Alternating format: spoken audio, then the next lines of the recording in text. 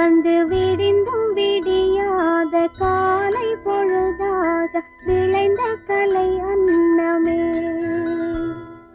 நதியில் விளையாடி கொடியின் தலை சீவி நடந்த இளம் தென்றலே.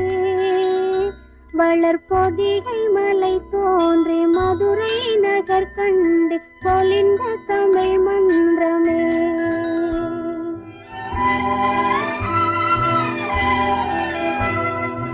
மலர்ந்து மலராத பாதி மலர் போல வளரும் விழி வண்ணமே. வந்து விடிந்தும் விடியாத காலை பொழுதாக விளைந்த கலை அன்னமே. நதியில்